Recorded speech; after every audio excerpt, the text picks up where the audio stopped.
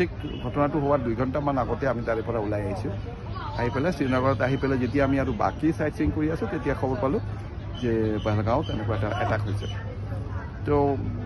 basically কি হ'ল এটাক হোৱাৰ পিছত আমি আটাইতকৈ যিটো মোৰ মানে দুখ লাগিছে যে মোৰ মনত লাগিছে যে কাশ্মীৰৰ গোটেই মানুহ যিমান মানুহৰ লগত আমি কথা পাতি আছোঁ সিহঁতে ইমান হাৰ্ট হৈছে আজি আমাৰ ড্ৰাইভাৰটো আহি পেলাই কৈ আছে যে কালি ৰাতি আমাৰ গোটেই ফেমিলিটো এই ঘটনাটো চাই পেলাই কান্দিছে আৰু ৰাতি শুব পৰা নাই দুটা কাৰণ এটা হ'ল যে সিহঁতে এই ইনহিউমেন বাৰ্বাৰিক এটা ঘটনাৰ কাৰণে সিহঁতে মানে সঁচাকৈ দুখ পাইছে আৰু ইমান বছৰ এইবিলাক হোৱা নাছিল এইটো পাহৰি যাব মানে এই ক্ষতটো লাহে লাহে পাহৰি যাব লাগে সেইটো সিহঁতে ভাবি আছিল চিন্তা কৰি আছিল লগতে আৰু সিহঁতৰ ইকনমি সিহঁতে এটা কথা মই যেতিয়া মই প্ৰথম শুনা পালোঁ মোৰ ঘৰৰ পৰা যেতিয়া বঙাইগাঁৱৰ পৰা ফোন কৰিছে তেতিয়া মোৰ টেম্পো ড্ৰাইভাৰটো আমাৰ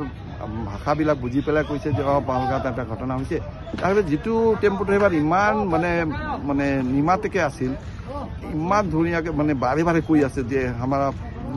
হিন্দীত এটা কথাই কৈছিল যে खुद का पेट में क्या हम लोग लात मारेंगे हम लोग तो इसी हमारा रोटी रोजी है कैसे हम लोग ये कोई दूसरा जाति है कुछ যেনেকুৱা সম্ভৱ সিহঁতে মাৰি কৰি আছে আৰু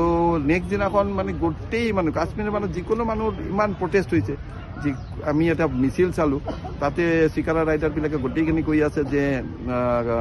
টুৰিষ্ট আমাৰ জান হয় খালি জান নহয় সিহঁতৰ ক'ব গ'লে যে ৰুটি ৰজি মানে আৰু আটাইতকৈ ডাঙৰ কথা হ'ল যে ইমান ধুনীয়াকৈ সিহঁতে ইকনমিটো গ্ৰ' কৰি আছিল সিহঁতে কোৱা মতে কৈ আছিল যে ইমান ধুনীয়াকৈ গ্ৰ' কৰি আছে ইকনমিটো সেই ইকনমিটো আজি শ্বেটাৰ্ড হৈ গ'ল আৰু ভৱিষ্যতে কি হ'ব কাৰ কি আঁৰত কি আছে না আছে সিহঁতে নাজানে